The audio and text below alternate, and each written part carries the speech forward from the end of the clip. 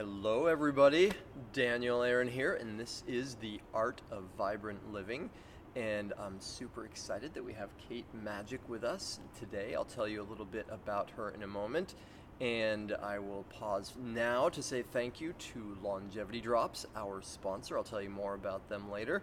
I'll tell you more about me later, too. Not much, though, because you probably already know what you need to know and what's going on. But this show is the Art of Vibrant Living, how to create your life into a masterpiece. And I'm really excited that we have Kate here. So for y'all that have yet to meet the brilliance of Kate, I met Kate 11 years ago when I was visiting the UK doing a raw food retreat. And at that time, Kate owned a store, and she was a successful author, and she'd been teaching and doing raw food already for, by that point, 15 years. And she's been traveling the world teaching about raw food. She's been doing it herself. She's a mother of 3 sons, which is especially pertinent when we get to what is sort of the new burgeoning aspect of Kate's work and life now, and that has to do with the empowered woman. And you may think you know what that means, and we'll see. I suspect that there is even more to it. So, awesome. Thanks for coming, Kate. Thank you so much for inviting me. Yeah. All right. Well, you know what? Let's just jump right in, because the people that are here with us here come from all walks of life. A lot of them are tuned in from because they know David Wolf and his work in some way, and he's a pal of ours. And so they're already into creating health in certain ways. And of course, a lot of what you have to share and we talk about will relate especially to women, though men, you might want to be listening also. There could be some important clues in there for us. All right. So what's it all about? What's going on? So, I obviously, as you said, I've been teaching the raw food work I've been teaching for over 10 years, about 12, 13 years now. And most of the time I have to say the people that come to the events are women, like the majority is women. So I've spent a lot of time with women and really, holding these groups. And we're talking about raw foods, but obviously all these other issues come up as well in terms of holistic lifestyle and how do we achieve optimum health? How do we achieve optimum happiness? So I kind of started realizing that I feel like hormones are like the missing piece of the puzzle for a lot of us, because I think a lot of us, we're aware of these things. We're aware of our diet, we're aware of our nutrition, we are maybe doing enough exercise, we're getting a yoga practice, we're getting a meditation practice. But when I started really looking into hormones, especially for women, because our hormonal needs are so different from men's, I realized how many of us, myself included, are not really paying attention to our hormonal needs. And our hormones are biochemical messengers. They have really important information to share with us, and we spend a lot of our lives ignoring them, shutting them down, not paying attention, because I think a lot to do with the constructs of society. But we're at this amazing point in the world right now where these constructs of society are all being broken down, and everything's shifting, everything's changing really fast now. So I think it's really up to us. I'm really interested, hormones are so tiny, they're microscopic, and that's one of the reasons all this information is new, because they haven't been able to study them until quite recently, they haven't been able to measure them until quite recently. But I'm really interested in change on the micro level, and then how that impacts change on the macro level. So all this stuff that's really current at the moment, the It's Time, the Me Too, this whole wave of feminism, I personally feel like the ways we address that is really to do with micro behaviours, and looking at our interrelationships with men, looking at our interrelationships with ourselves. And it's not actually, some of it I think it does demand that societal structures alter, but a lot of it is just kind of micro adjustments. So it's not leave your husband, change your job, move city, which, to be honest, with the raw food thing, that is the call to arms a lot of the time. People have this raw food epiphany, this raw food revelation, and they do want to make these huge life changes.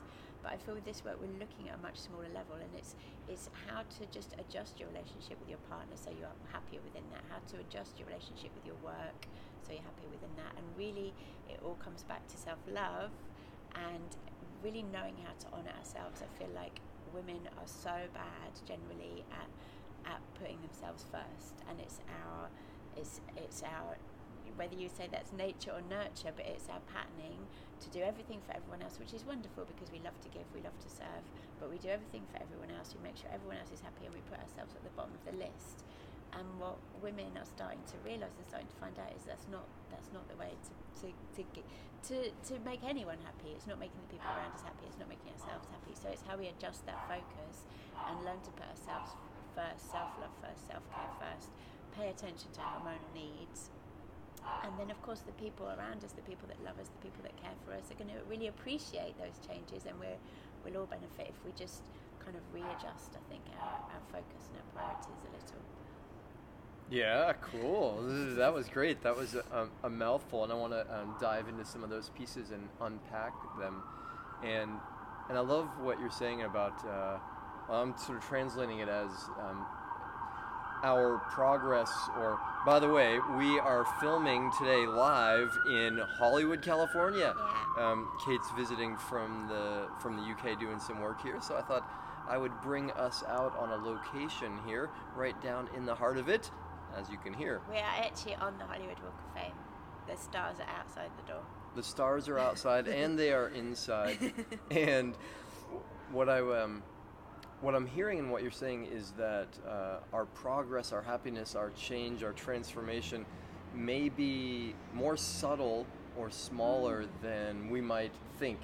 And well, I think a lot of us, and especially people that are listening to this kind of material, we're already on the path, we're already on the journey. As I said, we're taking care of ourselves to a degree. We're doing the yoga, we're eating healthily, but I feel like this is just another level to that, that we haven't really examined fully yet.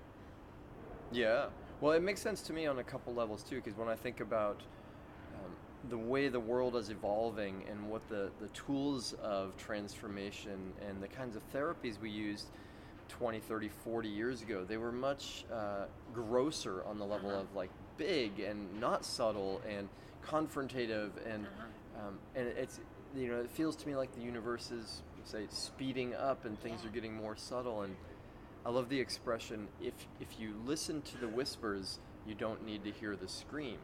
Okay. Right? And this is part of what I hear you saying, is there's a way we can learn, and women especially can learn to tap into some of the subtleties. And I also love in what you're saying that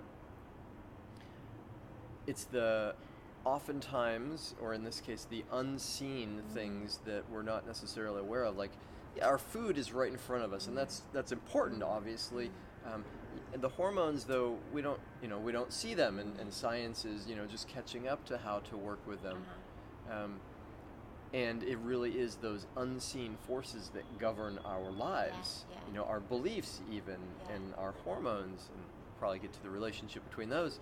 But let me go back to something you said a minute ago, though, that there's been an obstacle to an understanding. I think you said the societal constructs around it, which almost sounded like there's been a conspiracy to keep us away from our hormonal knowledge. I'm guessing you didn't mean it quite that way, though. What do you mean? I wouldn't term it a conspiracy. But it's we're in this time, I think, where it's the patriarchal society that we've been living in for maybe 2,000 years. Those structures are starting to crumble. So how I interpret it, rather than getting to male and female, because that can be divisive, and we all have the divine masculine, we have the divine feminine, I like to look at it as objective and subjective. So I feel like the kind of paradigm that we've come from, the mind view that we grew up with, is that there's one objective line that we must all toe, there's one right way of doing things that we must all fit into, and that way of doing things particularly suits the white male heterosexual man.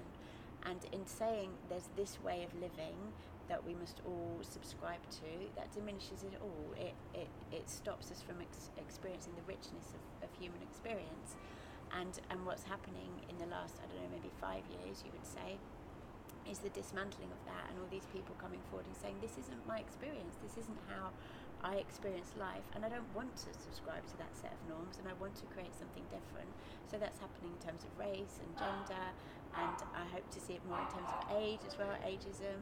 But there's all these kind of constructs falling apart. So what I feel that we're moving into is a more subjective age, where we understand, and this is a more feminine viewpoint, we understand that everyone has a different viewpoint, everyone has a different perspective, and all these perspectives are equally valid, and we are enriched by honouring and exploring these perspectives. So rather than, so that's how I see the patriarchy. That's how I would define it, as a set of norms, a construct which is very, very rigid and very narrow, that we've all been told, you know, you must work 9 to 5, you must earn a certain amount of money, you must have a certain set of possessions, and if you're not conforming to that, somehow you're a failure, or you're inferior, you're not good enough. And just the idea that we can kind of work 9 to 5 for our whole lives, and you know, just and that these set of possessions that we must own is like compulsory.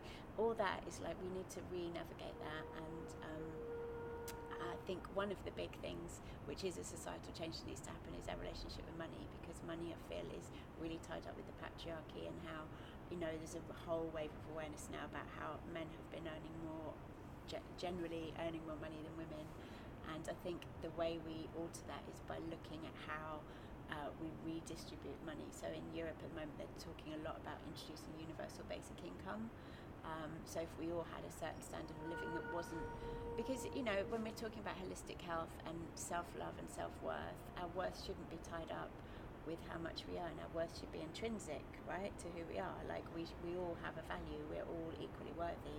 So to then put a denomination on that and say, well, because you're better at these kind of jobs, which tend to be more traditionally male, we're going to give you more money.